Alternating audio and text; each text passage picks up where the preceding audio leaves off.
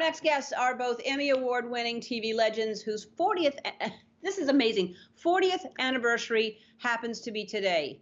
Imagine being married 40 years. They have a new best-selling book out. It is called What Makes a Marriage Last. Please welcome Marlo Thomas and Phil Donahue. Hi. Thank you, thank you. Hello, you two. Ellen, still gorgeous. It's so nice to see you both and talk to you, and I love the book.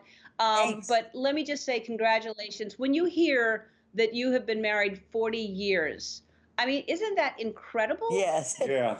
Yes, it is. It boggles the mind. We can't. Incredible is the right word. Nobody thought it would last. Oh, is that true? Really? Well, when we first got married, people thought that we were so different, that it wouldn't work. And we're very different people.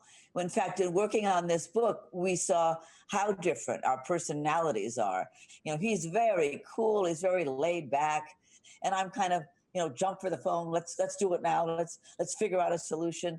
And it was interesting when we did the interview for Elton John and David Furnish. We went to Toronto for it.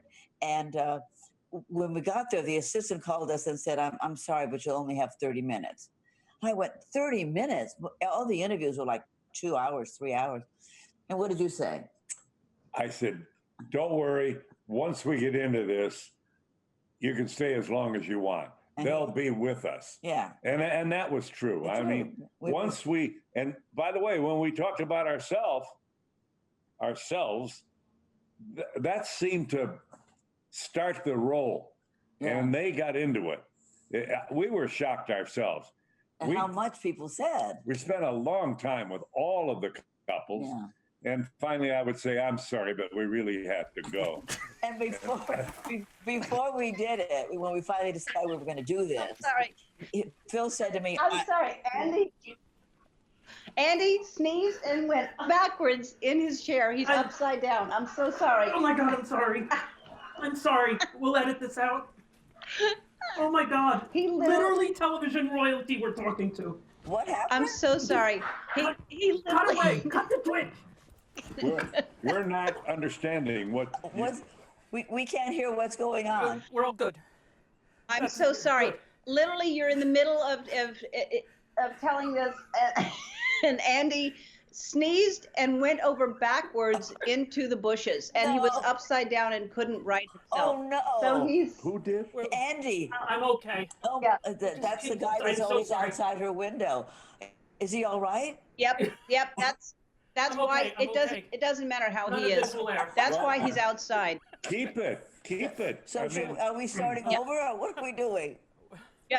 Oh my God. No. But I read that in the book where Phil said, "Don't worry, once we get in there, that we'll have more time," and he was absolutely right. And you were saying that you were surprised by how much people, once they started talking, and I think that's what's beautiful about the book. You get so many different couples and everybody's take on what makes a marriage last, and right. Everybody's different. But what do you think is the main takeaway that you got, the through line is here?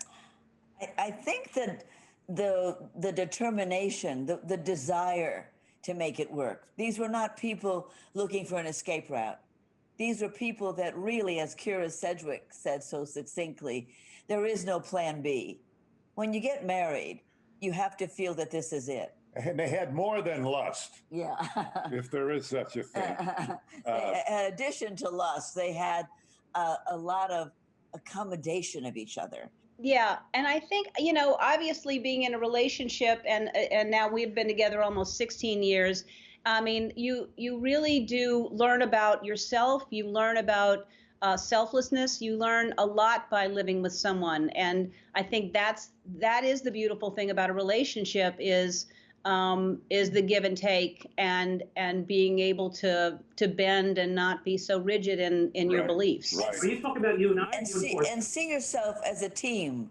That what you're doing when you need something, your teammate will help you get that. Michael J. Fox said there are some days when he just knows he can't get over that wall, and he said every time the person that helps him over that wall is Tracy. Well, that is a special relationship. I mean, Absolutely. Yeah. If you can get through anything if you do it together. But Peter Herman, who's married to Mariska Hargitay, said something really interesting. He said, if you get married thinking the other person is going to make you happy, you're not going to get there, because happiness comes from what you build together. And the other thing I loved was what John McEnroe's wife said, Patti Smith. She said, women are always saying, this guy really has potential. She said, forget it. Don't marry potential. It's never going to change. Yeah. Who you marry, that's the person. Right. Like that or not. and it's not 50-50. Yep. It's 100 to 100. I mean, we should go on tour just talking about the things we learned. yeah, and what Yeah. other people are doing to keep the marriage balloon in the air. It is such a good book, and it's such a great book right now for people because a lot of people are in quarantine and they should be reading this to help them out. We'll take a break. Boy, do Back I with Marlo and Phil right after. I remember that from my own show. Have to take a break. The book is called What Makes a Marriage Last, and what a great time for this book to be utilized, I think, because it's doing very well, but I think it's going to do even better right now because there's so many couples spending time together during this quarantine. What advice do you have? Well, I love what James Carville said, which we are now using. We're using a lot of stuff from the book, but tell Ellen what James Carville said. This is for when you find yourself going around and around on what will eventually be seen as a rather unimportant issue. He says, kick that can down the road. It's And- such a great idea. Yeah, and I mean, apparently he's got a number of cans Don't we in all? his road. But every now and then when we're getting into an argument about something that's useless and we're going around and around, Phil started saying to me, kick that can down the road. And it was such a new tool for us to use. So we're using it Yeah. all the time now. And I love what Melissa McCarthy's husband, Ben Falcone, said. He said, I don't believe in this thing like don't go to bed mad. He said, I intentionally go to bed pissed because I know it'll be gone in the morning. And that is really true. And the bottom of all of this is the love and the trust and the respect that you have for the other person. And if you'll just get out of the way of that, Right. you'll be able to enjoy that happiness.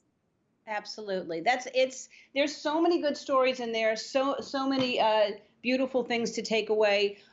Before we go, Marlo, I know you do so much for St. Jude's Children's Hospital, and it seems like now more than ever, these kids really are very vulnerable during this time. And we want to encourage people to donate. And Shutterfly loves to support organizations like yours. So for your anniversary gift, we are going to donate $10,000 to St. Jude. Thank you. God bless you. Thank you. You've thank done you. so many nice things. For At our St. Jude. wedding, my father-in-law, Danny Thomas, raised a glass and said, I haven't lost a daughter. I've gained a fundraiser. So And he was right. it was somewhere around the reception, I realized that I had married a hospital. Yep. Well, you do so much good work. Thank you for everything you do. And I love both of you. You're so incredible. You're a great example and a great inspiration to so many people. Thanks.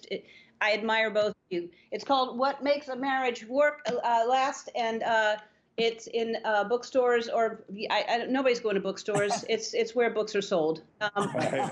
Thanks for watching. Thank you. Thank you. Stay safe. Thanks, Be kind. Ellen. Thank you, Ellen. Bye.